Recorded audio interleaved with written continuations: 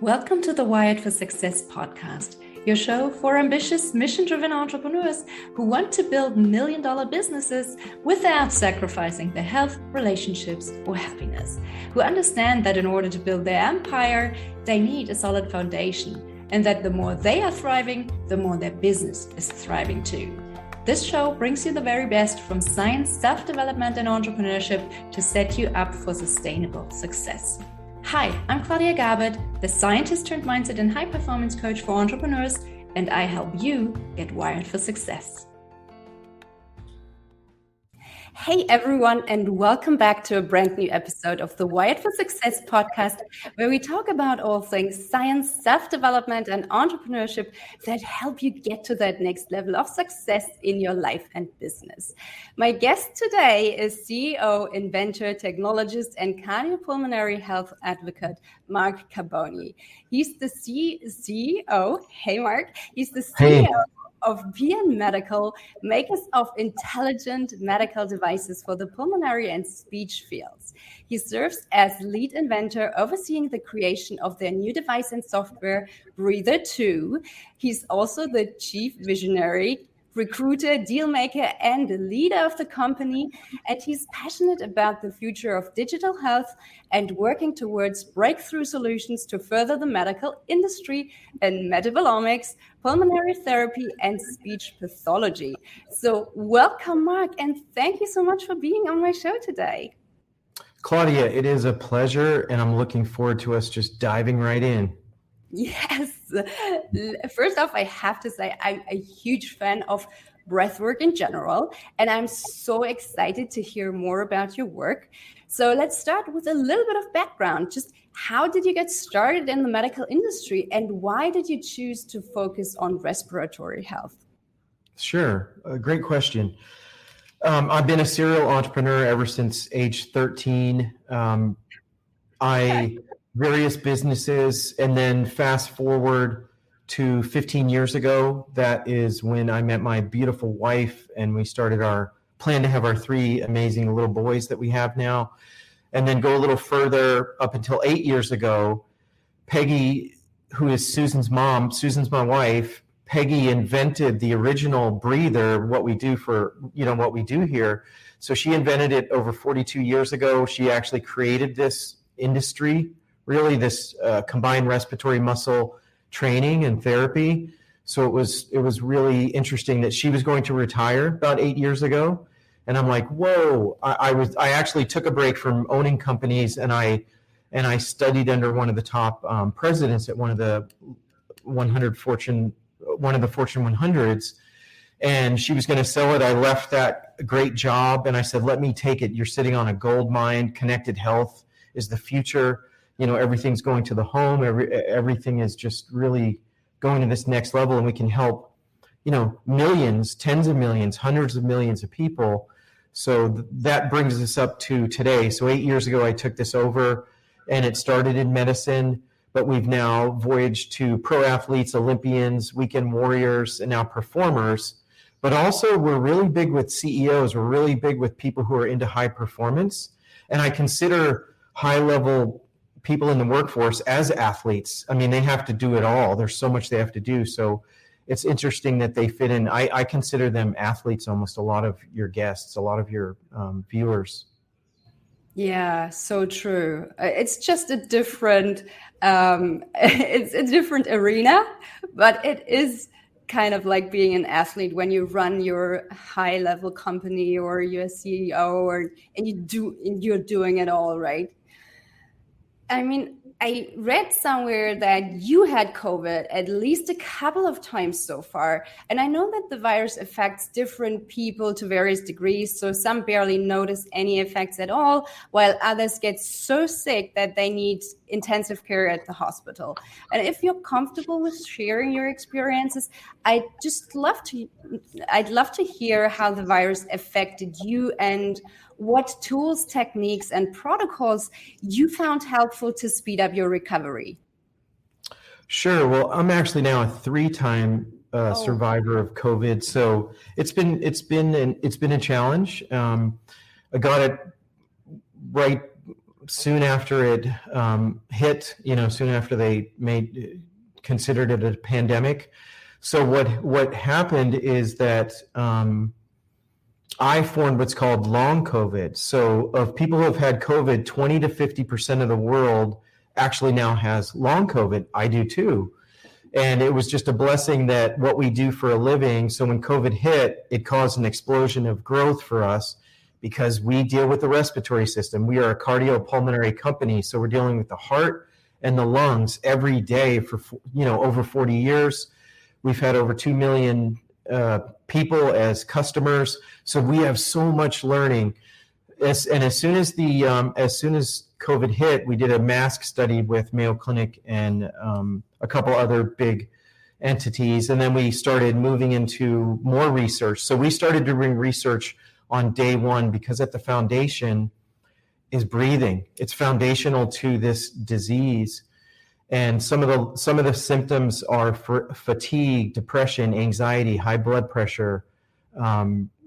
Actually, exercise sometimes causes an exacerbation. Too much exercise. It's strange what happens.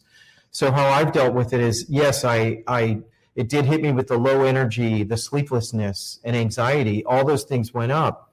And the CDC recently released that the world's anxiety has gone up by over 25%. This is across the world since COVID hit. So we're all just a tick higher. Our level is just higher at that anxious level. So what have I done?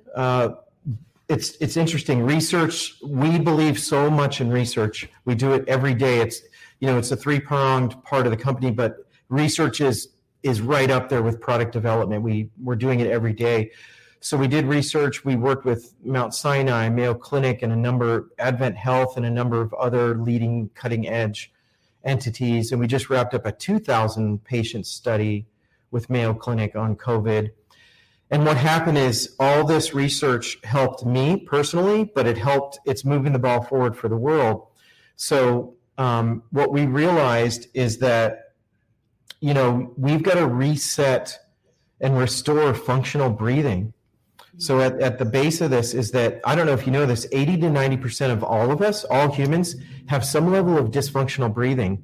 At the age of around 5, we start coming up from the belly. We're belly breathers, which is the most natural way. It's the most powerful way. It's everything the way we are supposed to breathe. But as we get older, we start becoming chest breathers. And then when you get into your 70s or even earlier, you go up to your shoulders. So you're using all the wrong muscles of respiration, which trigger the fight and flight. It's really putting your sympathetic nervous system at odds all the time.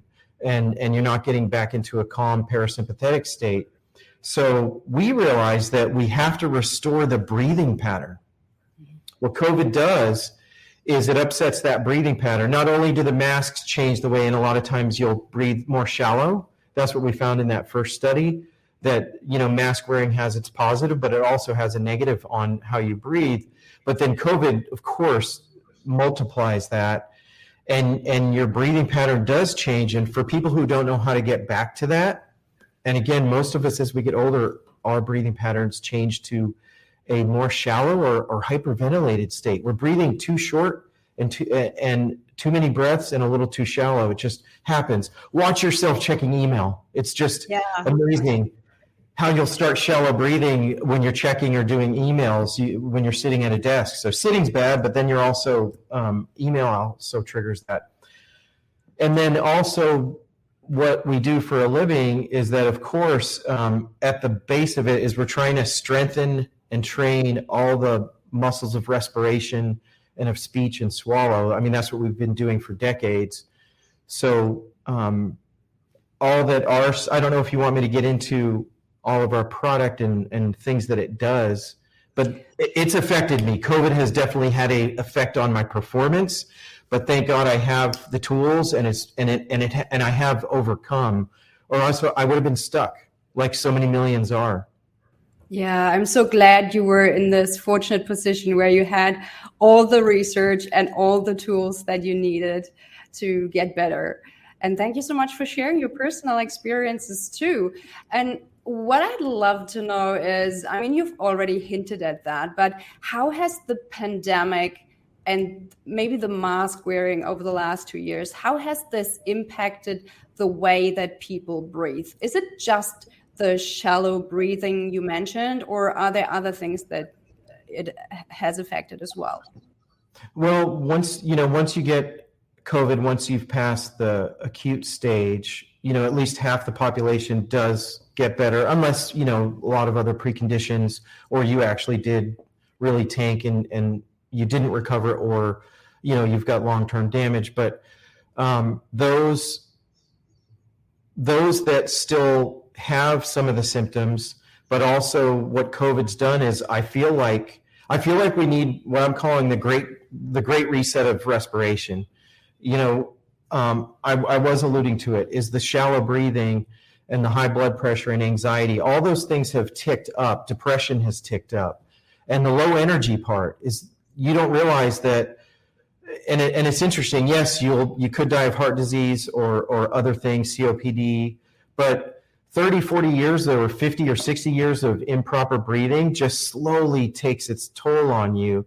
Because I'm sure you know this, but after age 30, our lung capacity starts going down. Everyone on the planet, your lung capacity starts going down. And the two big new predictors of longevity are lung capacity and HRV. So variable heart rate and lung capacity are huge tellers of your health and how long you're going to live. Interesting study done on lung capacity too, to really prove it, is that lung transplants, people who got bigger lungs actually live longer. So there are studies that even show this. So you can reverse issues of lung capacity. You've got to stay mobile, and you've got to activate all those muscles of respiration. Breathing doesn't train it. You have to use, devices like ours that actually put a load on respiration so that it's activating the diaphragm and the inner and outer costals. Oh, that's super interesting. But what about things like endurance training or cardio training, where you breathe in a certain fashion? Sure. That helps with lung capacity or strengthening the lungs as well, doesn't it? It does. Yoga and staying on a fitness and a training plan, all that keeps that thoracic cavity moving and in motion. But respiratory muscle training is a shortcut. You can't. It's really hard to just isolate and train that diaphragm, and that's why you do it under load. Helps that. It's a smooth muscle, and it grows in a different way than your biceps or leg muscles. So you have to activate it a little differently. Yes, all those things help. Training, working out, yoga, big, stretching, really good. You've got to activate that core, but also the respiratory muscle training is that shortcut to success. Yeah, it sounds great. It sounds like, as in most cases, it's a combination of different things that give you the best results. I just wanted to go back to the effects of mask wearing just for a sec to get your opinion, because something that I have noticed over the last 2 years was that, ironically, the kids and everyone I knew got way fewer colds or other infectious diseases over the last couple of years, just because they wore masks most of the time. And now that we don't wear masks anymore, a lot of people get sick. And it seems like such a double-edged sword, because yes, it's great if the kids don't get sick, but the immune system also needs the regular challenges in order to learn and adapt.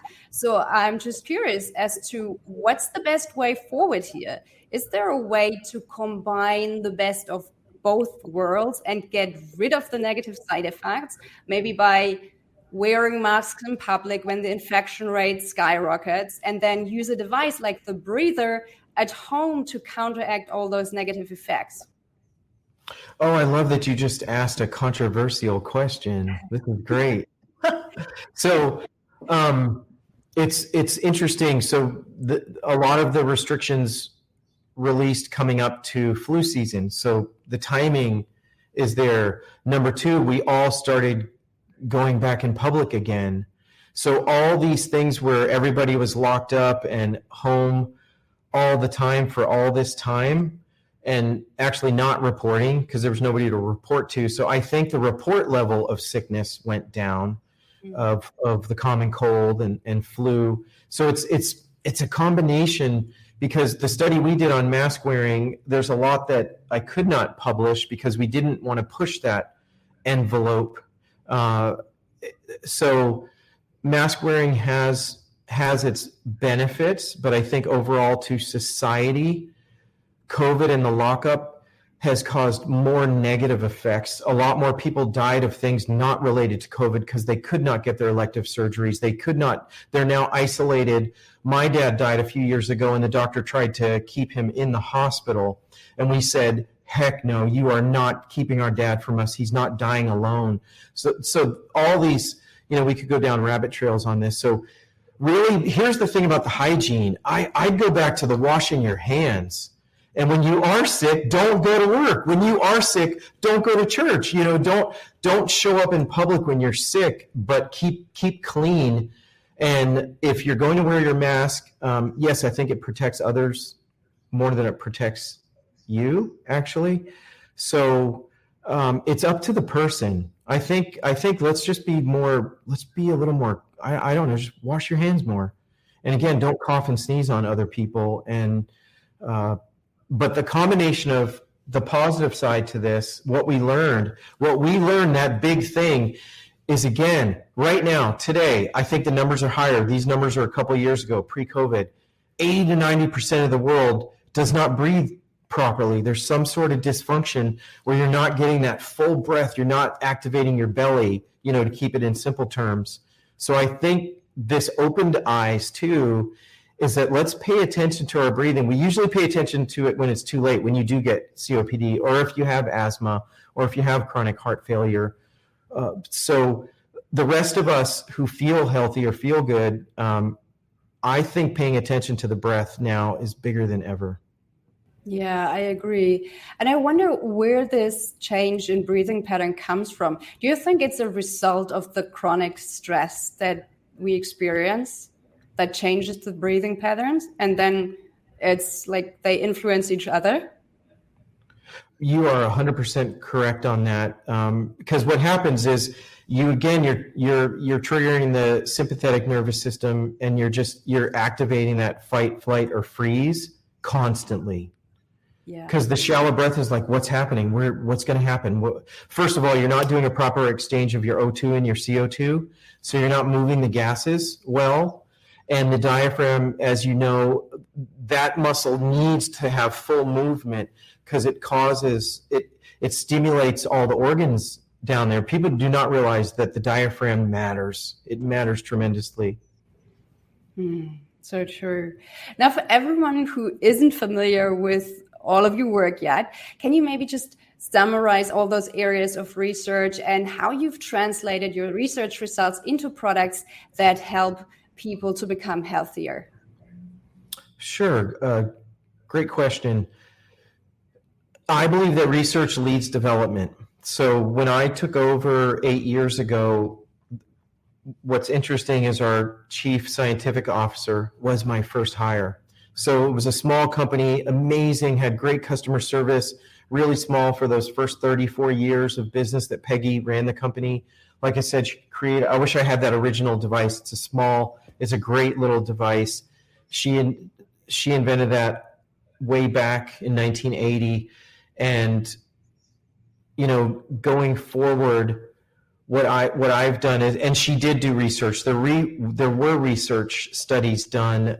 She did smoke studies, which was amazing. And the device, having a tactile device in your hand, actually helped with the urge to smoke. So, and then she did studies for speech, different studies on speech. And then I expanded, and we've done research all the way up to NATO fighter pilots that we're doing now. So we're working in that low gravity. And what it is the planes are getting too fast and too powerful. So they're going into G-lock, where they pass out. And these fighter pilots are extremely they're very fit, but when they're locked down in that G-suit, there's no activation of the diaphragm, and they're in that G-suit a lot, and they're in compromised positions. So what we found, we finished phase 1 of that study recently, and by activating and strengthening the core, the diaphragm, we're helping with G-lock, we're helping with cognition, because cognition matters at that level. So go down all the way down to COVID research that we've done, and COPD, and as asthma and sleep. We've done sleep studies on and on with different groups around the world and in different populations.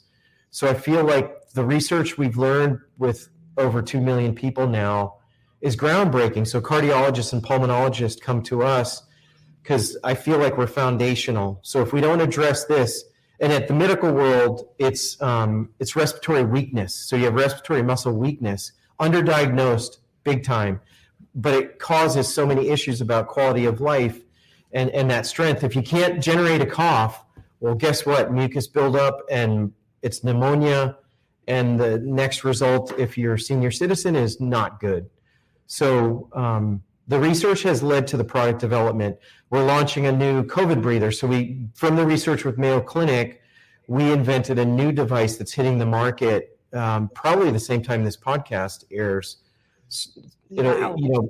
First of the year. So in late January, that device will hit the market across the world. And then we've got a connected device we've been working on for 8 years that can predict an exacerbation 14 days before the person even knows that they're about to have an episode. So really exciting new development, but it's all based on research. Is that we didn't just create something hoping that they'll come, because you got, when you put all this money into research and development, you're hoping that there'll be a commercialization aspect at the end. So that's why the research backs up the development, also backs up the funding.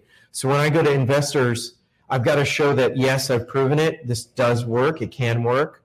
And for people on the call, I don't know, listening, I don't know if they want any pointers on how we get all this research done and how we do it affordably. Does that help for me to give that answer? Yeah, I'd love to hear that.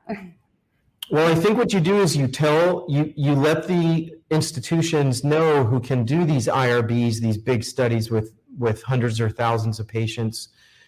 Let them know the good news of what you can do. For us, it's a lot of our results are low cost. So they're low touch, low cost. So it's easy entry. And it's not like we're putting a heart pump in, this is outside of your body. So the cost to implement is easy. And then you find champions. There are always champions. You know how there are early adopters to all the new wearables. Well, guess what? There are early adopters to research. Because I'll bet that you've had to fight for research money in your past career. Yeah. So this journey. So we pitch really well. We show it's low cost, and we share in the funding. So we'll provide scientists, we'll provide analysis, but then the institutions provide the whole IRB side of it, and a lot of times they'll provide the patients. That's so interesting what you're doing, and I think you're doing such amazing work that's going to really help so many people. So thank you so much for all the things that you do. You're welcome. Yeah. I'd love to hear more about how the breather device actually works and who would benefit most from using it. Yeah, well, let me, for anyone who is seeing this on video, I'll just show a couple of devices. So this one, the breather, which is in blue and pink, this is the medical device. This is where the company was born and founded out of, and this is what we've been doing for, 40 years. It's just been advanced, and it's gone through iterations over all these years to make it the great product that it is today. And then fast forward, we've got the athletic. So and again, your audience, I see them as high performers. Yeah. Also, a lot of anxiety can hit, and they have to have high energy. Sleep matters. There's a lot of sleep deprivation that goes on.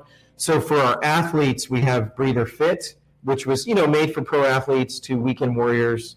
But then the newest one that I'm using is called Breather Voice. So this is for speakers, actors, singers. So me as a speaker, as a CEO, I'm going to get out there and I've got to be talking a lot. So really, you break it down to two groups.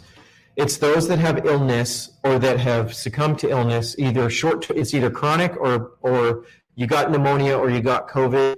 So things that could pass and will to those that have the chronic. So again, we were born in the world of COPD, chronic heart failure, stroke, back injury.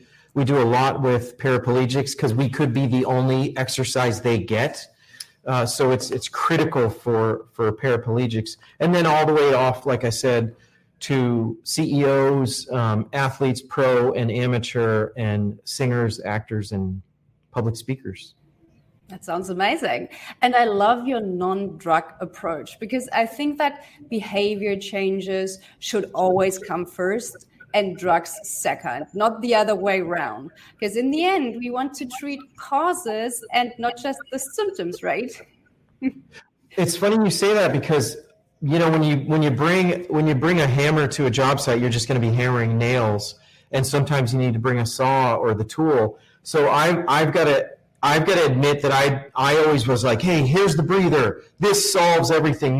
If you don't solve the issue about respiratory muscle weakness, you're never going to help the patient. You're always going to you're going to be taping it with drugs or other things that are not going to get to the core. Well, guess what I learned over these last few years with COVID? It's not the case. Our device is not the answer in the beginning a lot of times. It is behavior. It is form. You've got to be in the right form. And then what we learned, that big one, is that if we don't reset your breathing pattern first, so it's changed our protocol. So our device is pretty simple. You use it 5 minutes in the morning, 5 minutes at night, and it's usually 2 to 3 sets, 10 reps, and you're just going under load. So you set the dials to the pressure setting that works for you, and you do that load, and you do your protocol. But what we've added over the last few years is that we need to start with this reset. So we may start a person off with a week or 2 weeks of breathing. That's 10 minutes doing the 5-5 pattern, no break. You're just doing 5 in, 5 out from your nose, and you're just in this meditative state, and you're retraining to go, it's okay, let's slow this down, let's get back to homeostasis and just get back to a proper breathing pattern. And over a period of days or weeks, that pattern comes back, or you get it for the first time since you were a baby. Like I said, it affects us all. So start with that reset, then you work your way to the respiratory muscle training. That sounds great. And as I mentioned, I'm a huge fan of breathwork in general. I've been doing Wim Hof breathing for a few years now. And what I've noticed is that it really helps me regulate my nervous system, and it makes me feel fresh and alert in the morning, even after a night of suboptimal sleep. And I'm also experimenting with different other breathing patterns just to create different states like relaxation and focus and so on. And I also use this with my clients, or I incorporate it in my guided meditations because I find it so super helpful. So what kinds of breath work in general do you recommend? So let's just put the breather aside for a moment. And just talk about other breathwork methods maybe, and are there any risks that we should be aware of? Well, thank you. I love this, that we can now give people actionable things they can use for the rest of their life. So we have tested a lot of the different breathwork tactics and techniques because we're evidence-based. So since yogis started, there's been breathing techniques for thousands of years, so I don't inundate. Let me give you just a couple. Some that are really short that athletes can use, or you can use at any moment. You're about to have an incident with your child, or at work, or you're about to go speak, or you're about to do something, or you're in a competition. You're about to do the 100-yard dash, or you're in a surf competition and you've redlined. We call it, is when you start going to the back of your brain. So one thing, and this is proven. So we did a study with frontline MDs who are at the front line. We did this one about a year ago. It just got published, and it reduced stress by 18%.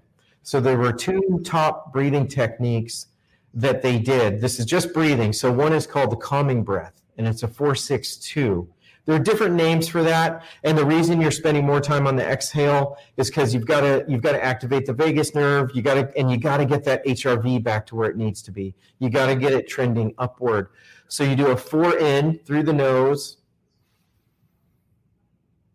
a 6 out through the nose, Act like I did 6, and then you pause for 2. And what this is, that's those last 8 seconds, that's where the magic happens. Again, in for 4 through the belly, of course, and then out for 6 and 2. Another one, this one I love. We do this with our kids. All athletes do this too. You're spiking. You're just in that spike and you need something really quick, or you've got to down-regulate immediately. And everybody thinks you got to upregulate. You got to downregulate a lot more than you upregulate. So this one's called the sigh. It's just a sigh. So it's a deep inhale, and we can do it now. If anybody wants to try it, you will feel it. So we're going to do a deep inhale, a deep exhale, and then you do a sigh, but you have to make the noise to stimulate the vagus nerve. That noise matters. That little vibration in the throat actually stimulates that nerve. So it's just inhale. We can do it right now. Just inhale for about 4 or 5, and then exhale, do the sigh, and then a shoulder roll. So I'll do it right now. In for 5, out for 5, nice deep exhale.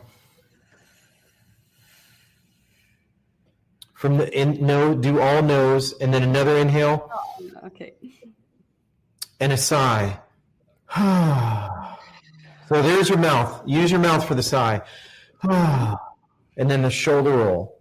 And that is just instant down regulate. Instantly. You feel it.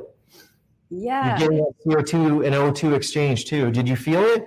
Yeah, that's amazing. It's very similar to one that Dr. Andrew Huberman suggests. It's the physiological sigh, where you do a double inhale through the nose and then you exhale with a hum or a sigh. Yeah. It's very similar to this. Yeah, it's super effective.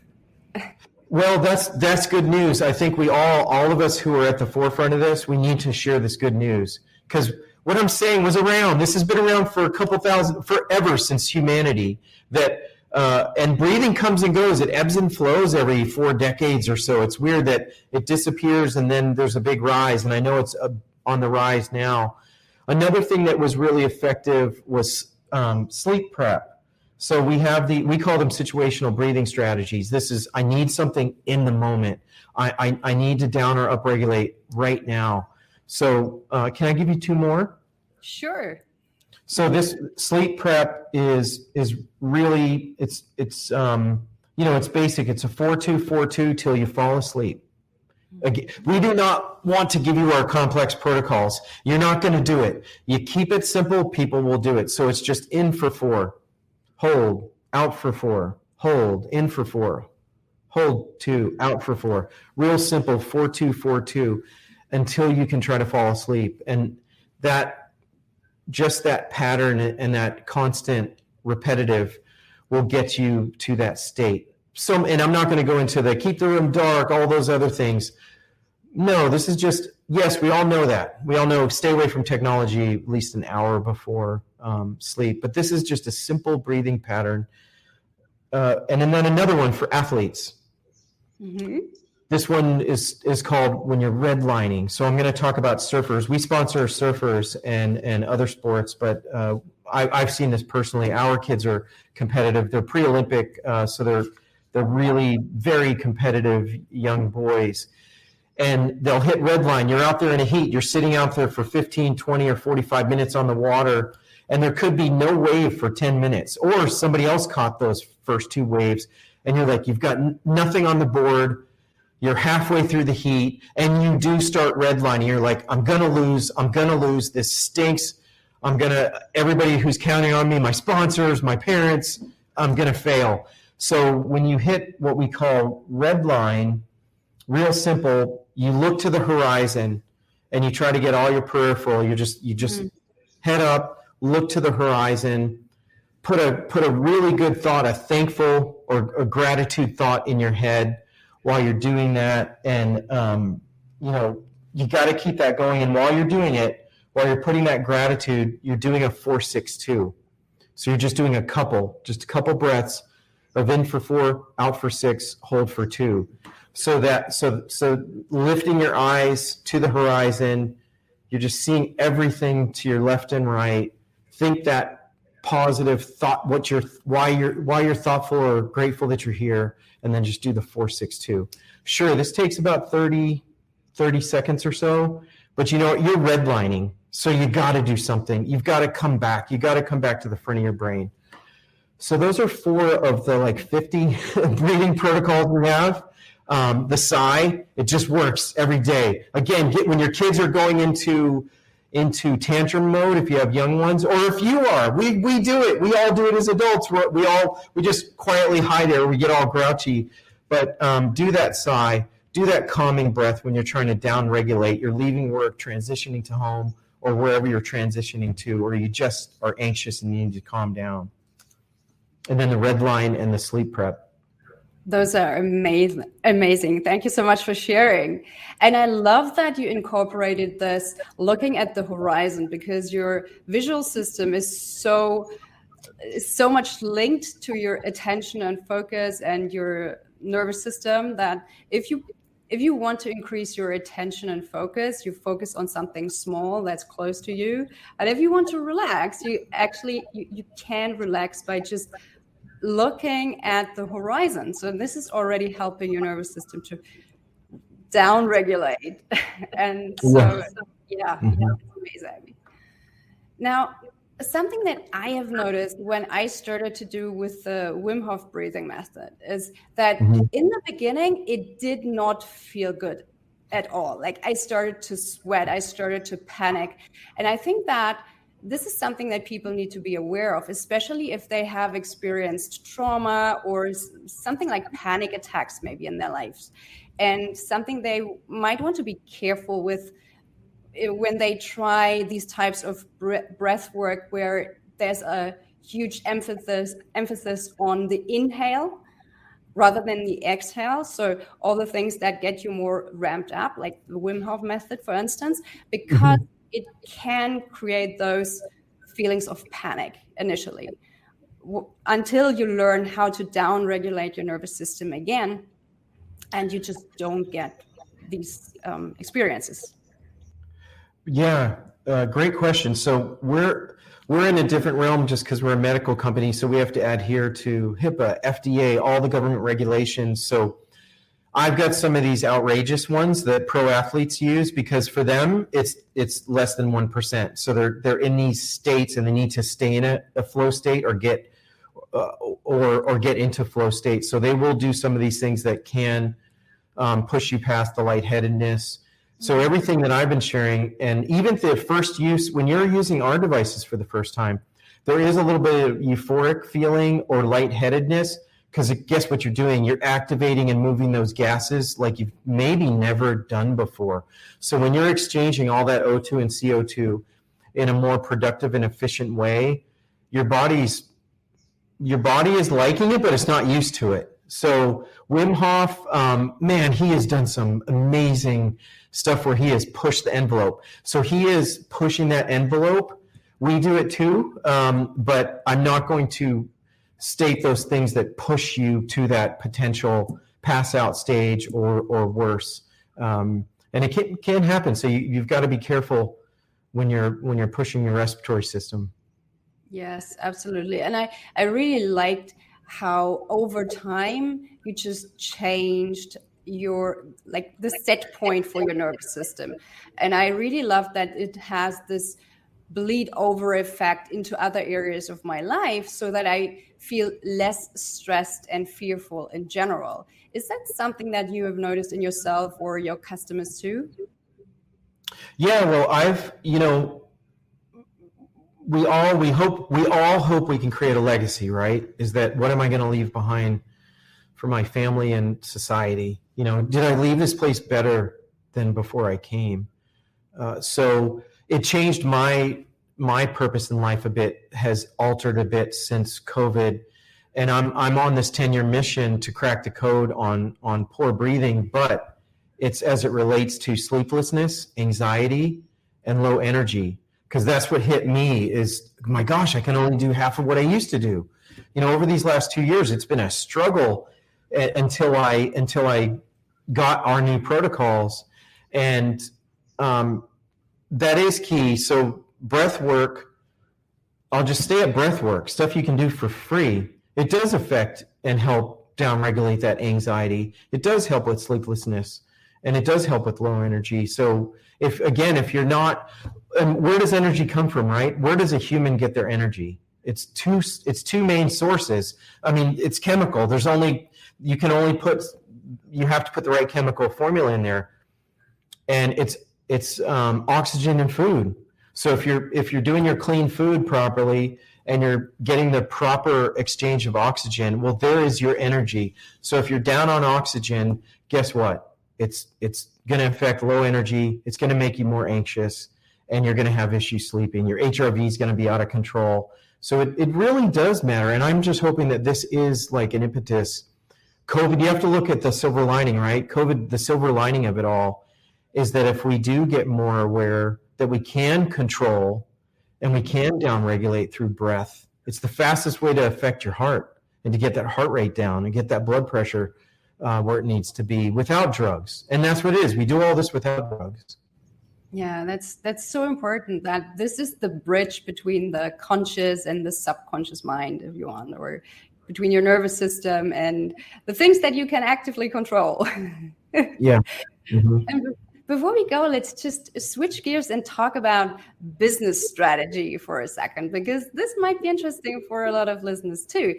So what, from a company side or from a business side, what strategies have helped your business most to succeed on Amazon or just in general? Great question. Wow, that's such a loaded question. I could spend a half an hour on that. So I would say what I've seen over the years. So when COVID hit, it affected a lot of people negatively financially in the business world. For us, it caused, a couple 100% in growth, and it's causing a lot of global growth for us now. So it's going to be like 1,000 and more than 1,000% of growth could happen in 2023. And with this type of growth, so it brings good and bad. And what I've noticed is it's all about leadership.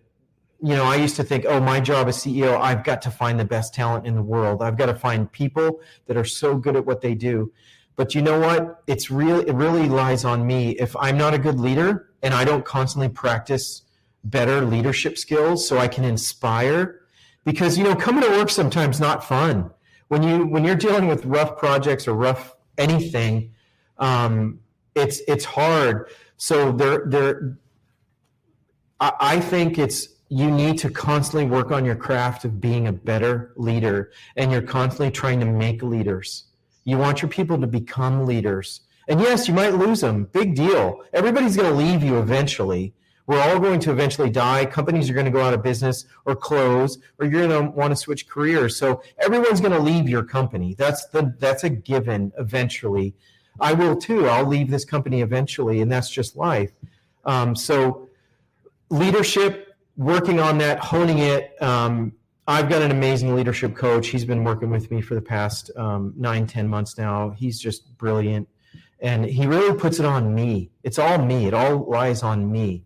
And I need to take responsibility for anything that goes wrong. And that's what I'm doing. It's hard. Also, we've been growing globally. We had a huge spike on Amazon. There's pluses and minuses with that.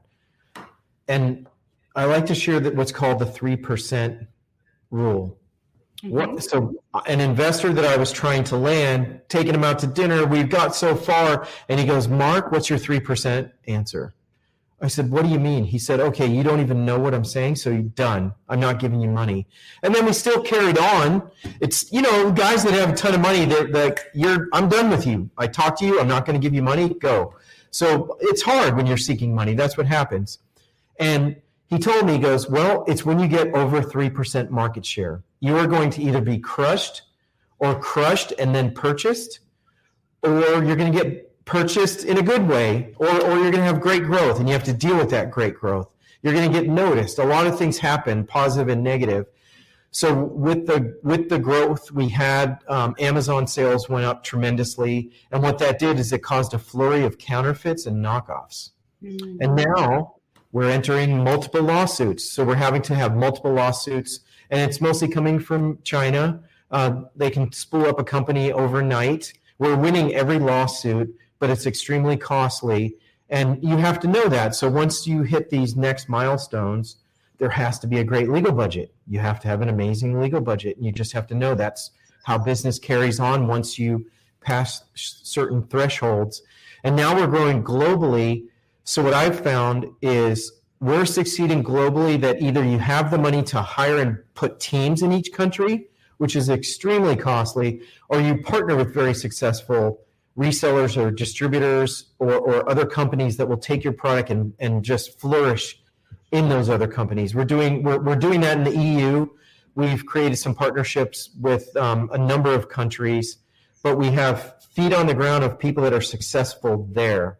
And we built these relationships. Believe me, it took a couple of years to meet and secure. And I believe that's the way we're growing globally, is we're partnering with amazing entities that have already succeeded in those spaces. I'm really sorry to hear that you have to deal with all those lawsuits and stuff like that, which definitely is no fun. But I'm impressed by how you respond to those challenges, and just how you take responsibility, and how you are such a great leader that inspires so many people all around the world. So that's amazing. Is there anything else that you'd like to share with our listeners today that we haven't talked about so far? Yeah. Running a business or trying to go to the next level is hard. Like what you said, when we started we were just like, just going at 100 miles an hour. And when all the counterfeits and knockoffs hit, I got to tell you, it shook me. I almost wanted to quit. I had really dark days. I'm like, oh my gosh, we're losing all this money for research. Because what it does, it affects my research money. And then it affects other buckets where we have to have money. So the unknowns they can take a real toll on you. And my faith in God is what keeps me going. I worked really hard and married late. I didn't meet my wife until I was 38, and I wasn't ready for her. So, I mean, I'd say me as a man is be a knight.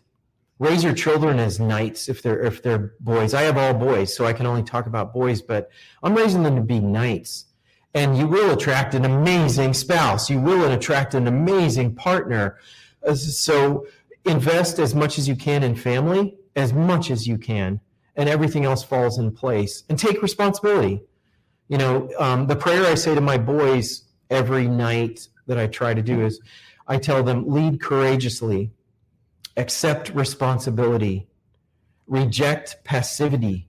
In our culture, men across the world are passive now. Reject it. Do not be passive. Be engaged. Be super engaged. And then love everyone. Love unconditionally, which is really hard, but love everyone. I tell my boys, you shake everybody's hand. You go up to strangers. Go say hello to strangers. Show there's hope for the next generation. So that's the last thing I'll say. I'm on my soapbox now. I'm getting excited. I love that.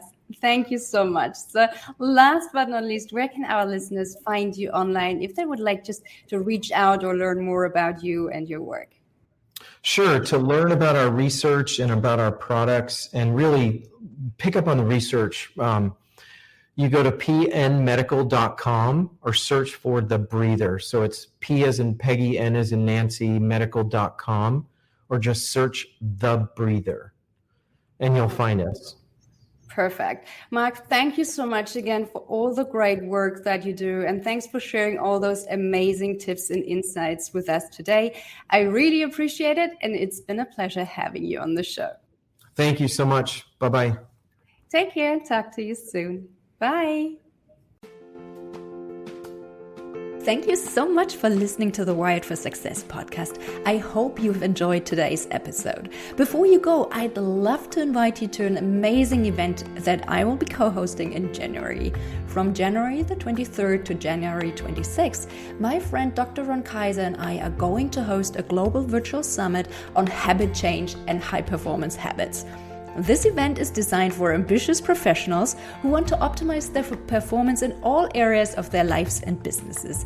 The idea is to really help them create momentum and give them the science-based tools, techniques, and strategies that help them live happier, healthier, and more productive lives.